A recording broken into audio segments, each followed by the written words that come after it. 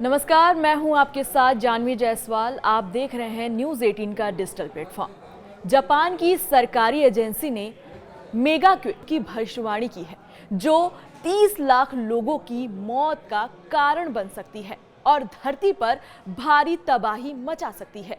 इसकी वजह से कई शहर समुद्र में डूब जाएंगे।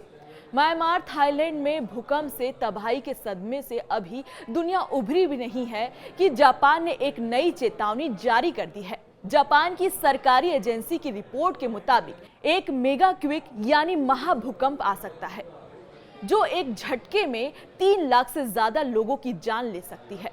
इससे समुद्र में सुनामी उठेगी और कई देशों में व्यापक तबाही मचाएगी। जापानी सरकारी ने सोमवार को एक रिपोर्ट जारी की, जिसमें चेतावनी दी गई कि देश के प्रांत तट पर एक लंबे समय से प्रतीक्षित मेगा क्विक आ सकता है, जो विनाशकारी सुनामी लाएगा। सैकड़ों इमारतें जमींदोज हो जाएंगे। पिछले साल जापान ने पहली बार मेगा क्विक की चेतावनी जारी की थी। ट्रफ के किनारे पर 7.1 तीव्रता का भूकंप आने के बाद 9 तीव्रता के भूकंप की संभावनाएं हैं। अगर ऐसा होता है तो जापान की अर्थव्यवस्था खरबों डॉलर का नुकसान हो सकता है। एक तरफ से देखा जाए तो जापान का आधा जीडीपी नष्ट हो जाएगा, इसलिए इससे निपटने के लिए अभी से तैयारियां तेज हो गई है।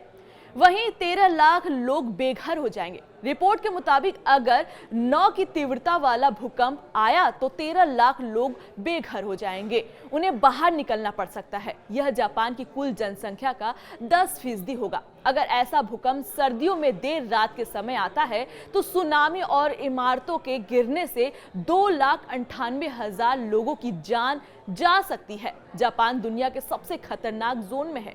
यहाँ समुद्री क्षेत्र में 8 से 9 तीव्रता भूकंप की लगभग 80% संभावनाएं हैं।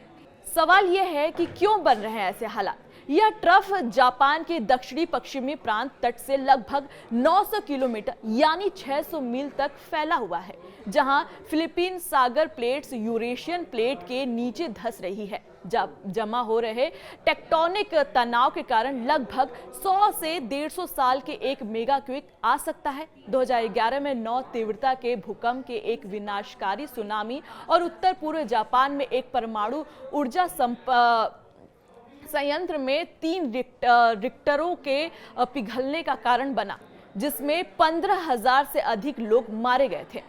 अब ये देखना है कि इस रिपोर्ट से क्या भारत को कोई असर होगा। इसी के साथ मुझे दीजिए इजाजत। नमस्कार।